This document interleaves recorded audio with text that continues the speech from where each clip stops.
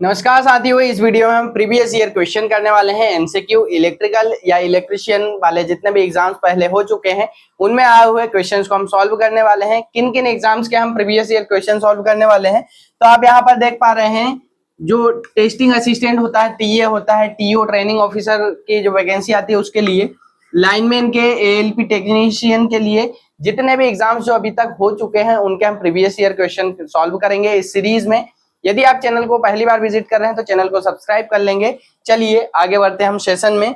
Previous year जो question हम solve कर रहे हैं उन्हें देख लेते हैं। तो पहला क्वेश्चन आपकी स्क्रीन पर दिख रहा है यहाँ पर, विद्युत चार्ज प्रवाह की इकाई क्या होती है। चार्ज प्रवाह क्या होता है, हम जिसे कहते हैं आवेश, क्या कहते हैं, आवेश की इकाई क्या है यहाँ पर पूछा गया है। तो एम्पियर किसकी इकाई है, एम्पियर की अगर हम बात करें तो एम्पियर होती है आपकी धारा की इकाई। ठीक है, किसकी इकाई होती है, इलेक्ट्रिक करंट की इकाई होती है आपके।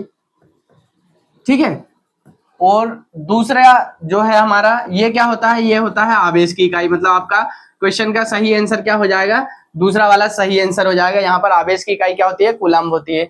जूल किसकी इकाई होती है, या तो ऊर्जा की होती है ना। वेबर क्या होता है, तो ये होता है मैग्नेटिक फ्लक्स की इकाई। किसकी इकाई होती है, मैग्नेटिक फ्लक्स की इकाई होती है, चुंबकीय फ्लक्स की इकाई होती है। ऊर्जा की इकाई जूल हो गई। तो आपका राइट आंसर क्या हो जाएगा इसमें, coulomb is the right answer for question number 1। अगले क्वेश्चन की ओर बढ़ते हैं। एक वाट शक्ति किसके बराबर होती है, एक वाट शक्ति के बराबर होती है, किसके बराबर होती है, एक जूल प्रति सेकंड के बराबर, एक कूलम्ब प्रति सेकंड के बराबर, एक न्यूटन प्रति सेकंड के बराबर, या फिर एक एम्पियर प्रति सेकंड के बराबर आपको बताना है। ठीक है, यहां पर आप बताएंगे एक वाट शक्ति क्या होता है। तो एक वाट शक्ति जो होती है आपकी एक जूल प्रति सेकंड के बराबर होती है, एक वाट शक्ति। ये जो क्वेश्चन है ये प्रीवियस ईयर 2018 वाली जो वैकेंसी आई थी टीए की, टेस्टिंग असिस्टेंट की, उसके क्वेश्चन हम सॉल्व कर रहे हैं। यहाँ पर हर टेक्निकल एग्जाम, आईटीआई के एग्जाम हो या फिर और अदर एग्जाम्स हो, वहां पर इसी से रिलेटेड क्वेश्चंस आते हैं। तो एक वाट शक्ति की अगर डेफिनेशन की बात करें तो जिसमें एक जूल प्रति सेकेंड अगर कार्य करना पड़े तो उसे क्या कहते हैं, एक वाट शक्ति हम कहते हैं। इलेक्ट्रिकल एनर्जी के फॉर्म में हम यहाँ पर बात कर रहे हैं। एक कूलम्ब प्रति सेकंड क्या होता है, एक कूलम्ब प्रति सेकंड होता है 1 एम्पियर। क्या होता है, यदि एक कूलम्ब का आवेश 1 सेकंड में प्रवाहित हो जाए तो उसे हम क्या कहते हैं, 1 एम्पियर कहते हैं। यहाँ पर आप ये देख पा रहे हैं, 1 न्यूटन प्रति सेकंड ये कुछ नहीं होता हमारा, और ये दोनों एक चीज है। 1 एम्पियर प्रति सेकंड या 1 कूलम्ब प्रति सेकंड एक ही बात होती है। अगले क्वेश्चन की ओर बढ़ते हैं। इसका आप समझ गए होंगे राइट आंसर क्या होगा, एक वाला सही आंसर होगा, 1 जूल प्रति सेकंड होता है। चलिए अगला क्वेश्चन है, यदि एक तार की मोटाई में वृद्धि की जाती है तो तार के प्रतिरोध के मान पर क्या प्रभाव पड़ेगा या क्या प्रभाव होगा।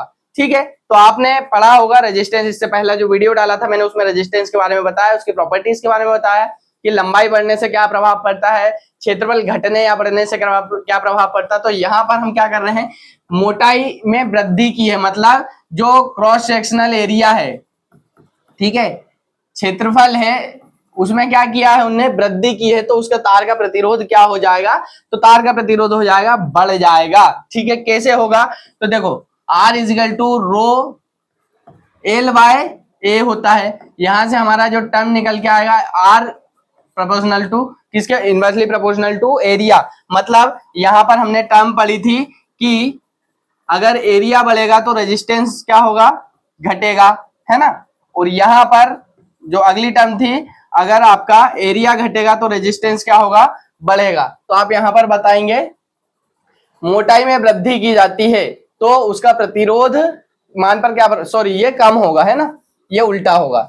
ठीक है, यदि एक तार में मोटाई में वृद्धि की जाए मतलब एरिया बढ़ा है तो प्रतिरोध क्या हो जाएगा, इसका कम हो जाएगा, है ना। यहाँ पर देखिए ये वाली टर्म लगेगी, एरिया क्या कर रहे हैं, एरिया में वृद्धि कर रहे हैं। ठीक है, तो एरिया अगर बढ़ रहा है, एरिया बढ़ रहा है तो प्रतिरोध क्या होगा, उसका कम हो जाएगा। ये आपको समझ में आ रहा होगा, इससे पहले वाला वीडियो आप जाकर देख लेंगे, थ्योरी कॉन्सेप्ट उसमें हमने समझाया था।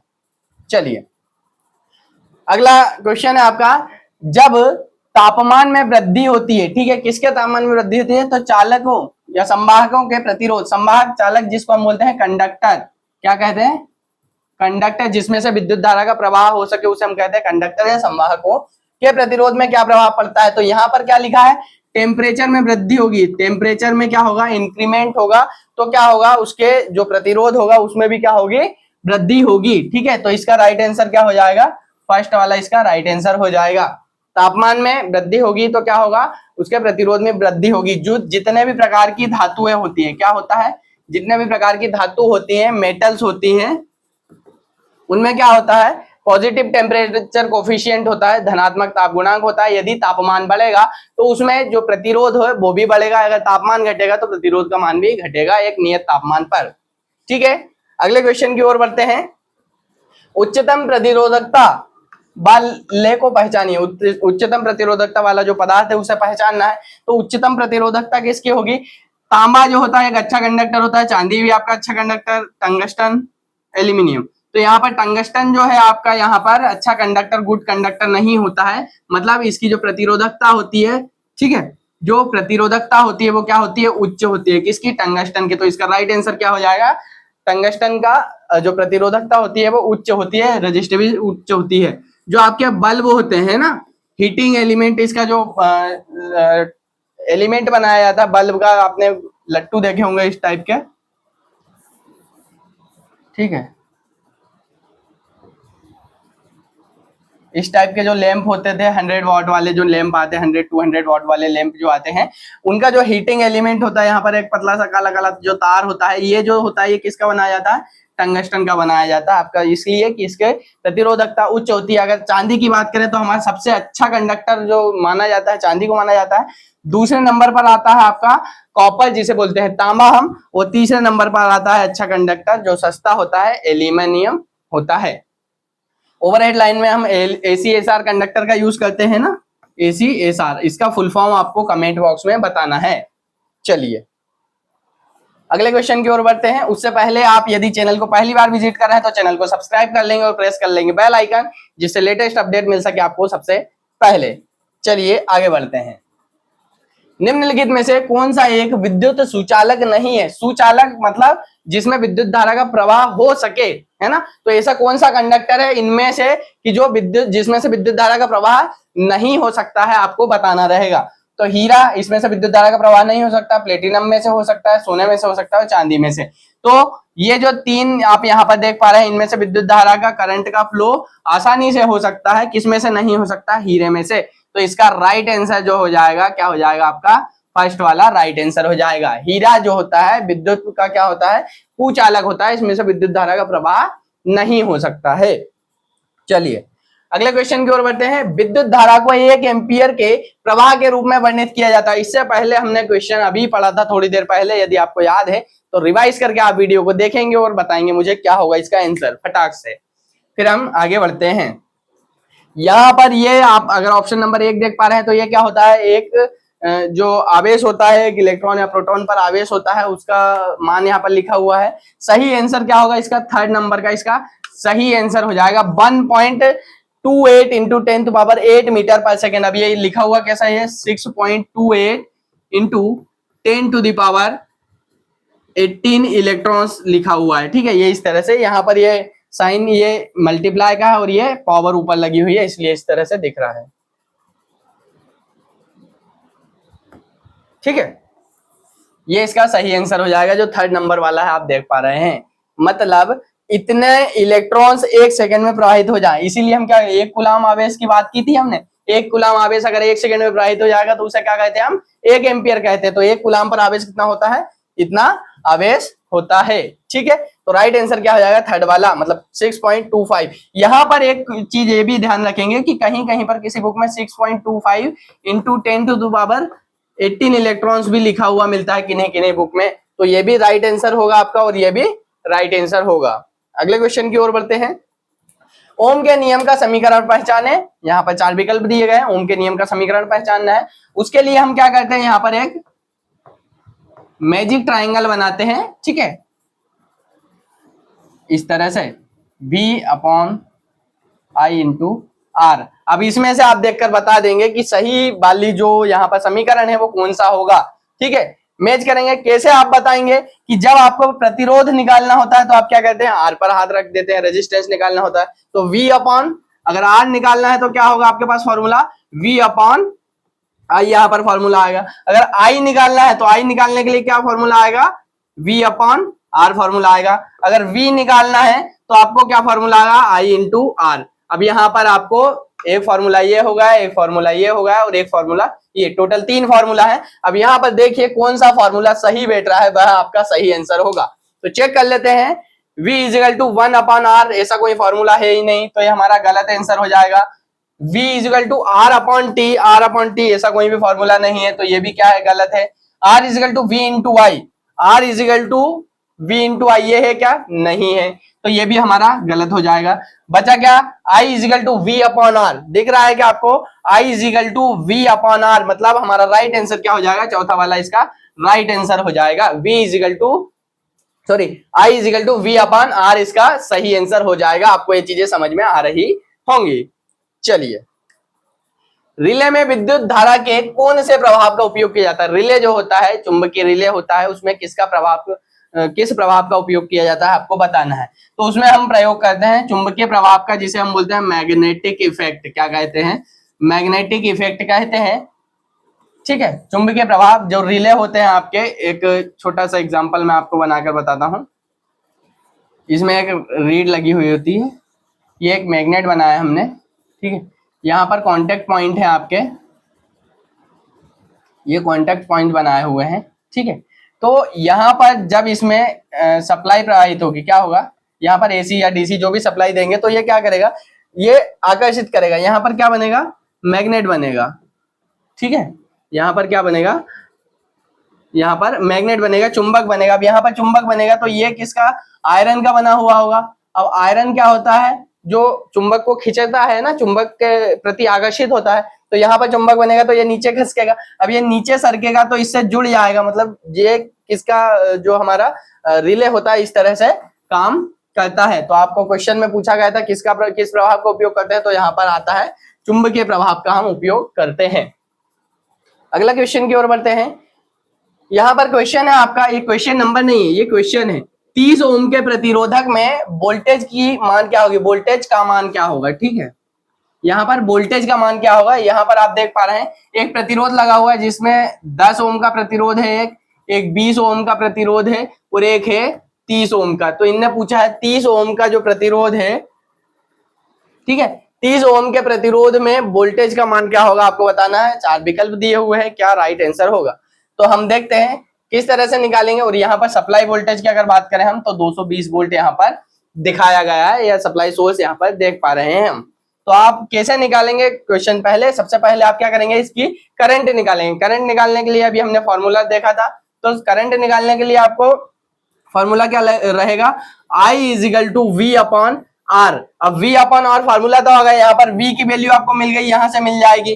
R कहाँ पर है, तो R आपके यहाँ पर 3 ओम है, 3 अलग अलग रेजिस्टेंस दिए गए हैं ना, तो इनका क्या करेंगे हम, RT निकालेंगे। क्या निकालेंगे, RT फाइंड करना होगा सबसे पहले, तो करंट निकालना है। तो यहाँ पर ये जो कनेक्शन देख पा रहे हैं, किस कनेक्शन में है, कैसे जुड़े हुए हैं, तो ये जुड़े हुए हैं सीरीज कनेक्शन में। तो सीरीज कनेक्शन में RT जब निकालना होता है हमें, तो हम क्या करते हैं, R1 plus R2 plus R3, और इस तरह से ये चलते जाते हैं, है ना।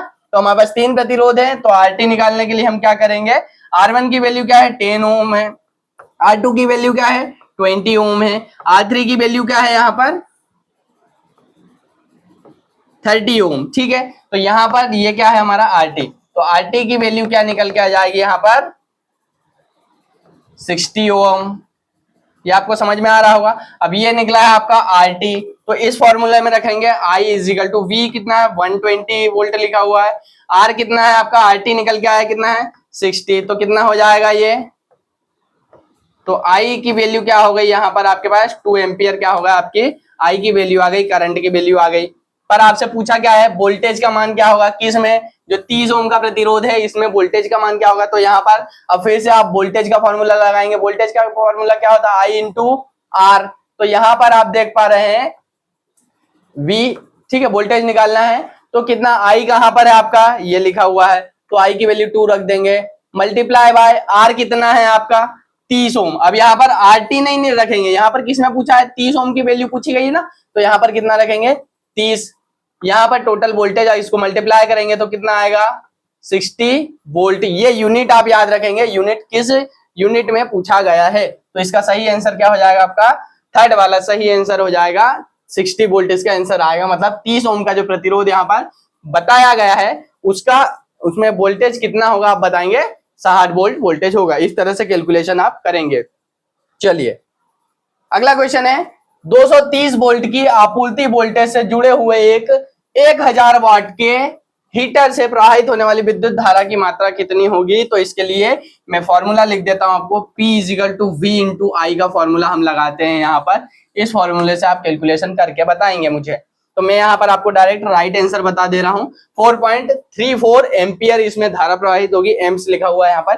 किस तरह से करेंगे, तो आपके पास यहाँ पर वैल्यू दी गई है, V की वैल्यू कितनी है 230 वोल्ट यहाँ पर दी गई है, और I की वैल्यू क्या करना है आपको फाइंड करना है। और यहाँ पर एक और क्वांटिटी दी गई है, पावर दी गई है, वो की है आपके जो की है आपके पास 1000 वाट। अब फॉर्मूला एग्जैक्ट फॉर्मूला क्या बनेगा इसका, तो P = VI, ठीक है। तो आपको I यहाँ पर फाइंड करना है, तो आप यहाँ पर इसकी वैल्यू पुट अप करेंगे।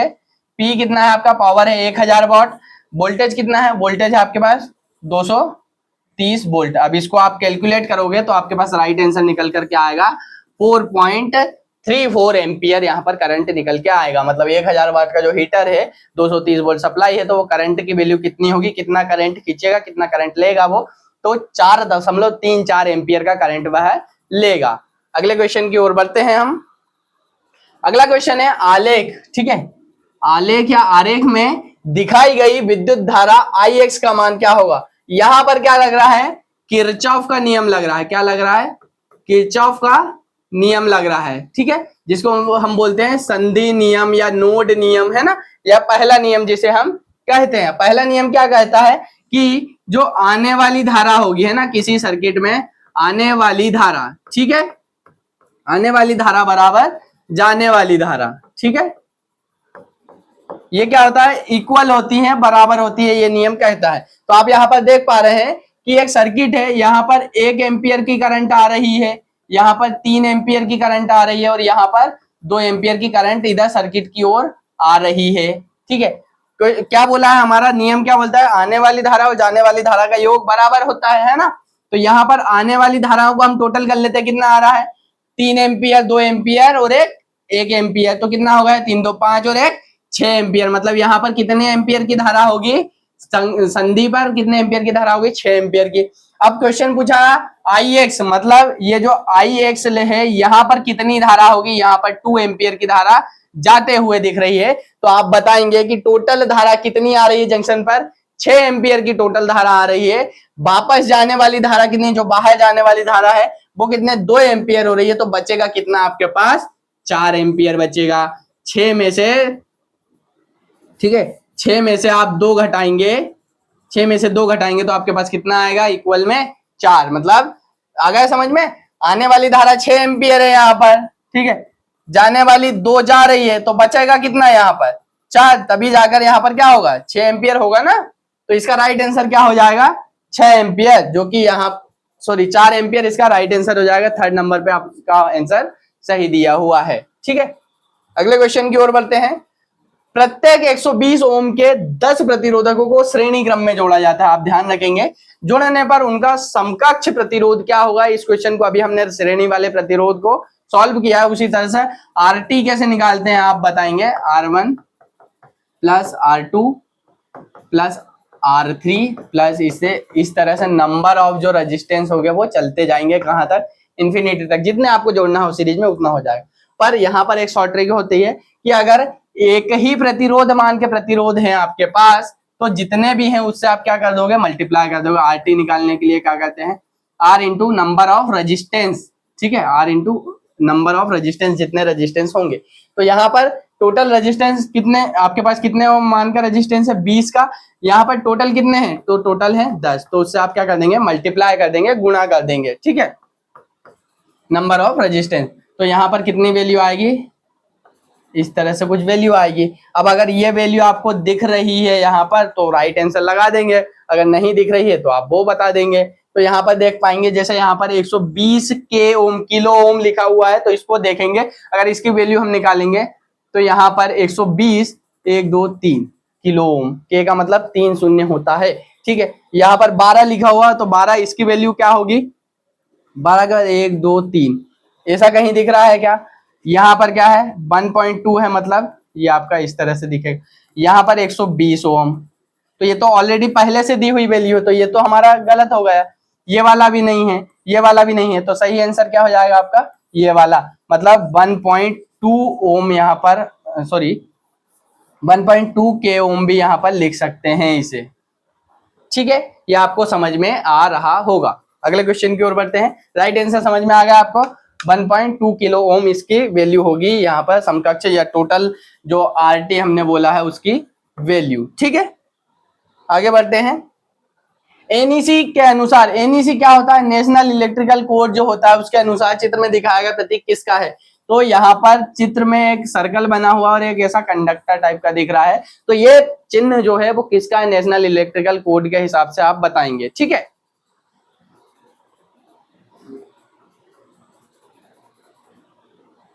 चलिए यहाँ पर अगर हम इसकी बात करें तो ये होगा आपका ओवरहेड लाइन का साइन होगा, ये जो किसका है, ओवरहेड लाइन का सिग्नल बना हुआ है या साइन बना हुआ है। फ्यूज के साइन की बात करें तो फ्यूज का साइन कुछ इस तरह से बनाया जाता है, या फिर कुछ इस तरह से ये फ्यूज का साइन बनाया जाता है। तो ये पर आपको सही आंसर पता चल रहा है कि 4th नंबर का सही आंसर है आपका, ओवरहेड लाइन का ये चिन्ह बनाया गया है। ठीक है, चलिए आज का सेशन हमारा यहीं पर समाप्त करते हैं। आप हमारा कोर्स परचेस करना चाहते हैं पूरा ट्रेड का, इलेक्ट्रिशियन का, इलेक्ट्रिकल इंजीनियरिंग के लिए, डिप्लोमा वाले विद्यार्थियों के लिए भी है ये, तो आप क्या करेंगे, आप हमारा एप्लीकेशन डाउनलोड कर लेंगे, प्ले स्टोर पर जाएंगे, गूगल प्ले स्टोर पर लक्ष्य एकेडमी TEA सर्च करेंगे, इस तरह से लोगो दिखेगा, आप इसे डाउनलोड कर लेंगे और अपनी पढ़ाई शुरू करेंगे। बहुत ही नॉमिनल फीस पर यहाँ पर कोर्स उपलब्ध है। इलेक्ट्रिकल इंजीनियरिंग जो कि BTech वाले भी पढ़ सकते हैं, ITI वाले भी पढ़ सकते हैं, डिप्लोमा वाले भी पढ़ सकते हैं, बिल्कुल बेसिक टू एडवांस लेवल का हम यहाँ पर कोर्स कंप्लीट कर रहे हैं। इसमें आपको जो कोर्स है उसमें आपको MCQ सेक्शन जो भी है वो भी सॉल्व कराया जाते हैं, उसके लिए अलग से कोर्स बनाया गया है। अगर आप ये वाला अभी फिलहाल के लिए कोर्स, थ्योरी कोर्स अगर परचेस करते हैं तो MCQ वाला कोर्स आपको फ्री मिल जाएगा उसी के साथ। मिलते हैं अगले वीडियो में। Thanks for watching. ज्यादा से ज्यादा वीडियो को शेयर करेंगे।